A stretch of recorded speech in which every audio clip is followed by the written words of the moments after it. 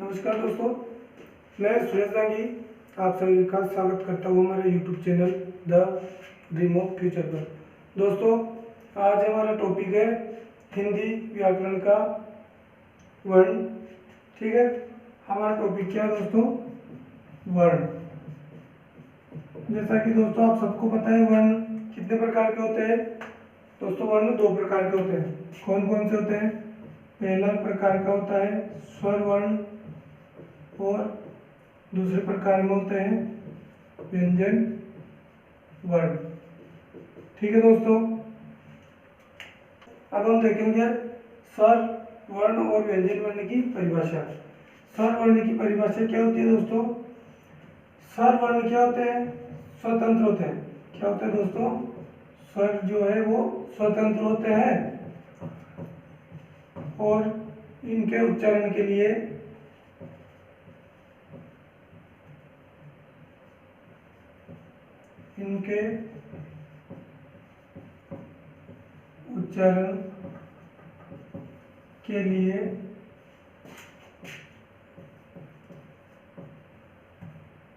अन्य वर्ण की सहायता नहीं ली जाती।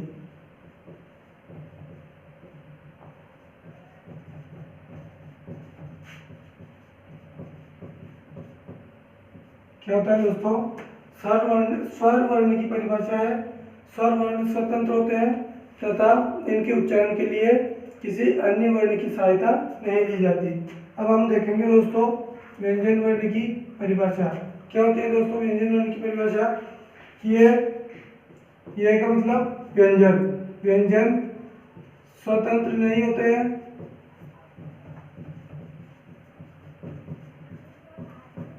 तथा इनके उच्चारण के लिए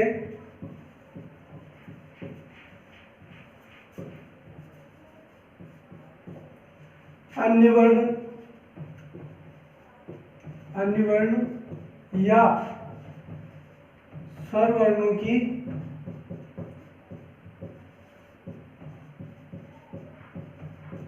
सहायता ली जाती है।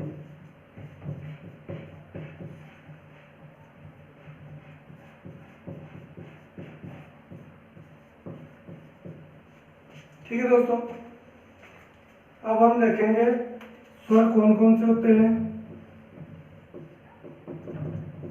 और व्यंजन कौन कौन से होते हैं। दोस्तों, हिंदी वर्णमाला में स्वर 11 होते हैं। कौन कौन से हैं? अ,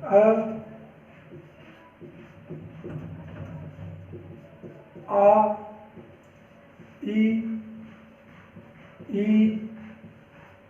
उ,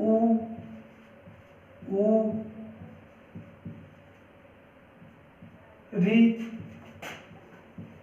ए, आई, ओ और औ। दोस्तों, इसमें हम और अहा को नहीं लेंगे। क्यों? क्योंकि जो और अहा है ये दोनों दोस्तों क्या है? ये दोनों अयोगवा वर्ण है। क्या है दोस्तों?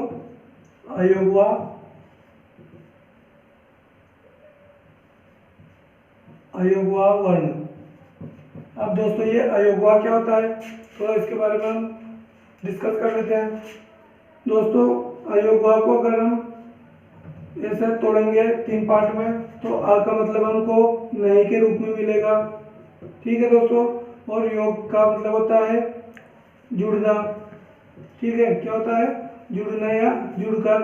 और वाह का मतलब होता है वहन, अर्थात वे वर्ण जो व्यंजनों के साथ जुड़कर वहन नहीं होते उनको अयोगवा वर्ण कहा जाता है। ठीक है दोस्तों, एक बार और रिपीट कर देते हैं दोस्तों। आ क्या होता है? अयोगवा वर्ण होते हैं। अयोगवा का विच्छेदन करेंगे तो हम पाएंगे कि आ हमको नहीं के रूप में मिलेगा और योग का हमको जुड़कर, और वह का मतलब होता है वहन, अर्थात वे वर्ण जो व्यंजनों के साथ, स्वरों के साथ नहीं दोस्तों, व्यंजनों के साथ जुड़कर वहन नहीं होते उनको अयोगवा वर्ण कहा जाता है। ठीक है दोस्तों, अब मैंने जो बोला इसको मैं एक लाइन में लिख देता हूँ, यहाँ पे इसको नोट डाल के आप रखना दोस्तों। वे वर्ण जो व्यंजनों के साथ जुड़कर वहन नहीं होते,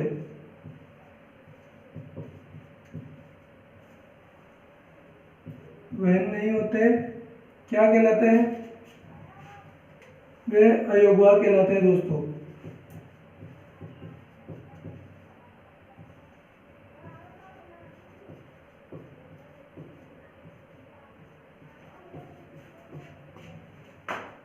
दोस्तों अभी हमने वर्ण देखा, अब हम स्वरों के प्रकार देखेंगे कि स्वर कितने प्रकार के होते हैं। ठीक है दोस्तों, तो हमारी अगली हेडिंग है स्वरों के प्रकार। ठीक है दोस्तों, स्वरों के प्रकार में हम पहला प्रकार देखेंगे, इसमें फर्स्ट वाला तो ये होता है दोस्तों मात्रा या उच्चारण के आधार पर। किसके आधार पर दोस्तों? मात्रा या उच्चारण के आधार पर देखेंगे। तो ये मात्रा उच्चारण के आधार पर स्वर 3 प्रकार के होते हैं। कितने प्रकार के होते हैं दोस्तों? 3 प्रकार के। अब ये 3 प्रकार कौन कौन से होते हैं दोस्तों, इसको देखते हैं। इसमें पहला प्रकार है ह्रस्व स्वर। कौन सा दोस्तों? ह्रस्व स्वर, जिसको हम लघु स्वर या एक मात्रिक स्वर भी कहते हैं। ठीक है दोस्तों, दोस्तों इसमें एक ही मात्रा लगती है, इसमें सिर्फ ये एक मात्रा लगती है। ठीक है दोस्तों, अब इसमें कौन कौन से आते हैं वो हम देखेंगे। तो ह्रस्व स्वर में आएगा अ, ई और ऊ और ऋषि दोस्तों। ठीक है, इसको ऋषि नहीं बोलते दोस्तों, इसको री बोलते हैं। ठीक है, वो छोटी क्लासों में पढ़ा जाता था। तो सेकंड प्रकार देखते हैं दोस्तों, मात्रा और उच्चारण के आधार पर स्वर 3 प्रकार के होते हैं।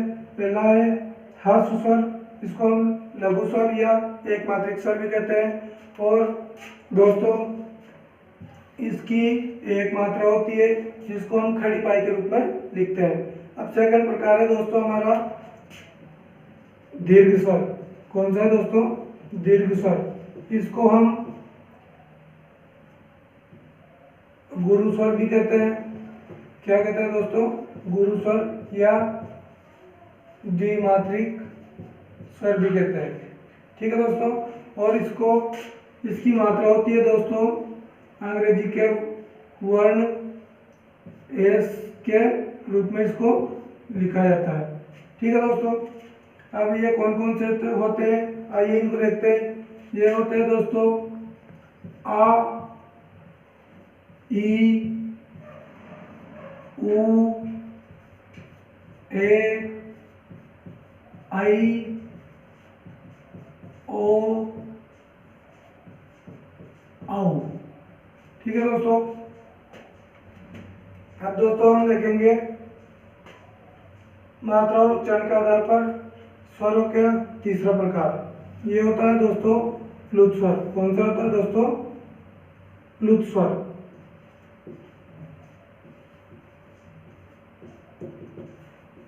दोस्तों प्लुत स्वर के उच्चारण में सामान्य उच्चारण से 3 गुना टाइम लगता है। ठीक है दोस्तों, क्या होता है जैसा ह्रस्व स्वर या दीर्घ स्वर के उच्चारण में जितना टाइम लगता है उसका 3 गुना टाइम प्लुत स्वर को उच्चारण करने में लगता है। जैसे मैं बताऊं आपको ओम, ओम बोलने में जितना समय लगा दोस्तों, ओ बोलने में जितना समय लगा उससे तिगुना समय लगेगा प्लुत स्वर को बोलने में। इसलिए इसको लिखने के लिए 3 लिखे और उसके ऐसे नीचे निकाल दिया। ये प्लुत स्वर का उदाहरण दोस्तों। अब दोस्तों प्लुत स्वर होते कौन कौन से हम इसके बारे में देखते हैं। तो दोस्तों जो सबसे वर्णमाला का सबसे पहला जो वर्ण है अ, जिसको छोटा अ भी बोला जाता है वो, और उसके साथ सभी जो 7 दीर्घ स्वर है ना 1 2 3 4 5 6 7, ये सभी दीर्घ स्वर।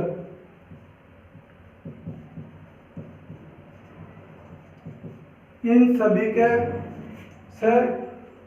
सभी का प्लुत स्वर बनाया जा सकता है। ये जो ई, उ और ऋषि है दोस्तों, ये तीनों, इनसे प्लुत स्वर नहीं बनाया जा सकता। ठीक है दोस्तों, ये हमने स्वर के प्रकार में पहला प्रकार देखा था मात्रा या उच्चारण के आधार पर। अब हम देखेंगे दोस्तों ओष्ठ या होठ की आकृति के आधार पर स्वरों को देखेंगे। ओष्ठ आकृति के आधार पर, ओष्ठ आकृति के आधार पर स्वर 2 प्रकार के होते हैं। पहला है वृत्ताकार और दूसरा है अवृत्ताकार। वृत्ताकार में क्या होता है दोस्तों, इसमें जो होठ है वो वृत्त या एक गोले के आकार में खुलते हैं, और अवृत्ताकार में होठ गोल नहीं होते। दोस्तों अब हम वृत्ताकार स्वर देखेंगे कौन कौन से होते हैं। तो दोस्तों ये होते हैं उ,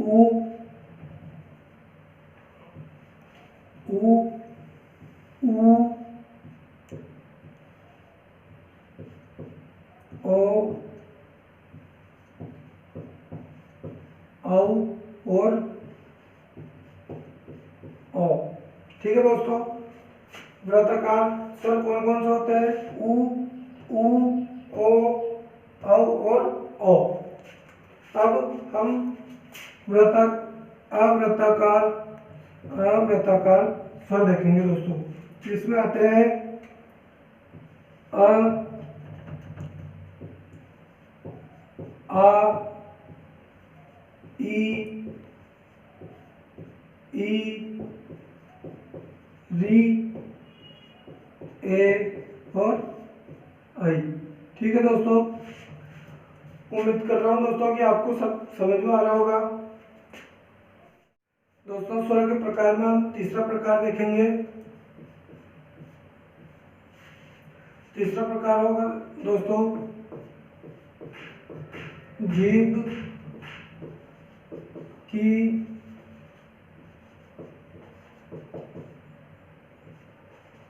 क्रियाशीलता के आधार पर। किसके आधार पर दोस्तों, जीभ की क्रियाशीलता के आधार पर। प्रकार के कौन कौन से होते हैं दोस्तों, जीभ की क्रियाशीलता के आधार पर स्वर 3 प्रकार के होते हैं। अग्रस्वर, सेकंड प्रकार है मध्य स्वर, और दोस्तों तीसरा प्रकार है पश्च स्वर। ठीक है दोस्तों, अब हम देखेंगे अग्रस्वर में कौन कौन से प्रकार आते हैं।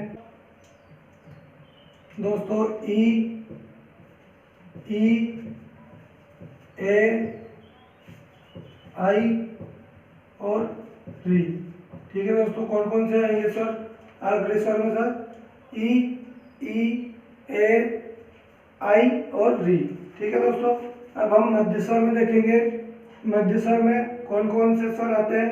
तो दोस्तों इसमें सिर्फ एक स्वर आएगा और वो आएगा अ, ओनली अ। ठीक है दोस्तों, अब हम तीसरा देखते हैं पश्च स्वर। इसमें कौन कौन से स्वर आएंगे। तो इसमें आएगा आ, ऊ,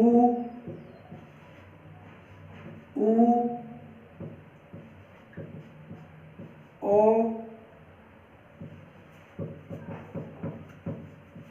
औ। ठीक है दोस्तों, जीभ की क्रियाशीलता के आधार पर स्वर तीन प्रकार के होते हैं। वो होते हैं अग्रस्वर, मध्य स्वर और पश्च स्वर। अग्रस्वर में दोस्तों ई, ए, आई और री स्वर आते हैं। मध्य स्वर में दोस्तों आ आएगा, आ स्वर, और पश्च स्वर में आ, ऊ, ओ और औ स्वर आते हैं। ठीक है दोस्तों, अब हम नेक्स्ट देखते हैं फोर्थ प्रकार। फोर्थ प्रकार में हम तालु की स्थिति के आधार पर स्वरों के प्रकार देखेंगे दोस्तों। तालु की स्थिति के आधार पर स्वरों के प्रकार। ठीक है दोस्तों, तो तालु की स्थिति के आधार पर स्वर चार प्रकार के होते हैं दोस्तों। कौन कौन से होते हैं देखते हैं दोस्तों। इसमें होते हैं संवृत। इसमें कौन कौन से आएंगे दोस्तों संवृत स्वर में? इसमें आएंगे ई,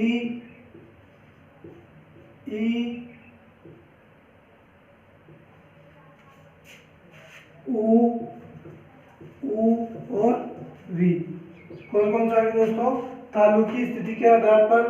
पहला संवृत स्वर, पहला प्रकार है संवृत स्वर। इसमें ई, ऊ और री आएंगे। ठीक है दोस्तों, अब हम दूसरा प्रकार देखेंगे अर्ध संवृत। कौन सा देखेंगे दोस्तों? अर्ध संवृत। इसमें देखेंगे दोस्तों इसमें कौन से स्वर आएंगे? तो इसमें आएगा ए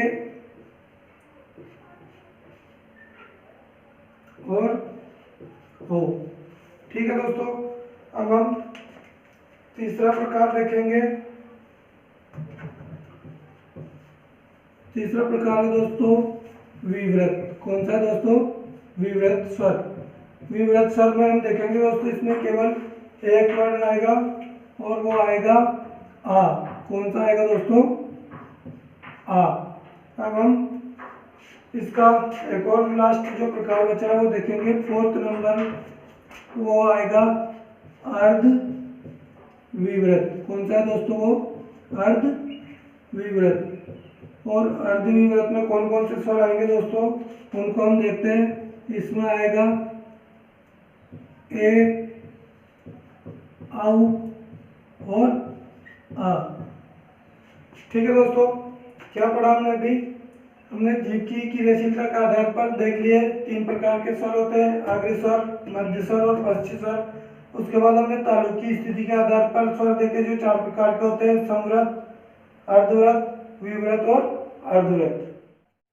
स्वरों के प्रकार में हम आखिरी प्रकार देखते हैं दोस्तों, वो है जाति के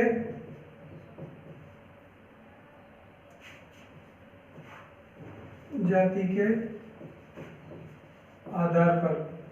जाति के आधार पर स्वर दो प्रकार के होते हैं दोस्तों। कौन कौन से होते हैं? पहला है सजातीय स्वर। कौन सा दोस्तों? सजातीय स्वर। इसके बारे में हम देखते हैं दोस्तों सजातीय स्वर क्या होता है। सजातीय स्वर में दोस्तों एक ही जाति के स्वर होते हैं। जैसे अ और आ, ई और ई, और दोस्तों ऊ और ऊ। देखिए दोस्तों ये एक ही जाति के स्वर है। ठीक है दोस्तों, अब हम इसमें दूसरा देखेंगे विजातीय स्वर। कौन सा सर? विजातीय स्वर दोस्तों। अब विजातीय स्वर में हम देखेंगे क्या होता है ये। तो विजातीय स्वर का मतलब होता है असमान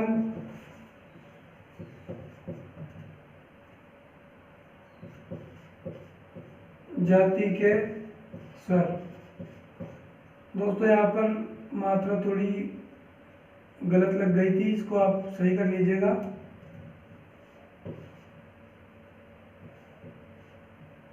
ठीक है दोस्तों, असमान जाति के स्वर हम देखेंगे कौन कौन से होते हैं। तो दोस्तों ये होते हैं जैसे आ के साथ ई या आ के साथ ई का आ जाना, और ई के साथ ए या ए के साथ ई का आना आदि। ठीक है दोस्तों, क्या होता है दोस्तों, जाति के आधार पर स्वर दो प्रकार के होते हैं, सजातीय स्वर और विजातीय स्वर। सजातीय स्वर में का मतलब होता है एक ही जाति के स्वर। एक ही जाति के स्वर में जैसे आ के साथ आ, ई के साथ ई और ऊ के साथ ऊ आते हैं, तो ये सजातीय स्वर होते हैं। और विजातीय स्वर में असमान जाति के स्वर आते हैं दोस्तों, जैसे आ के साथ ई का आ गया। ये दोनों अलग अलग प्रकार के, यहाँ पर हमने देखा था ये एक अलग जाति थी और ये अलग जाति के स्वर थे। तो इन सब में दोस्तों अलग अलग जाति या विजातीय स्वर आ रहे हैं। तो दोस्तों आज के लिए बस इतना ही। अगर आपको वीडियो अच्छा लगा है तो लाइक करें, शेयर करें, कमेंट करें और चैनल को सब्सक्राइब करें। दोस्तों नेक्स्ट पार्ट में हम व्यंजनों के प्रकार के बारे में बात करेंगे। धन्यवाद दोस्तों।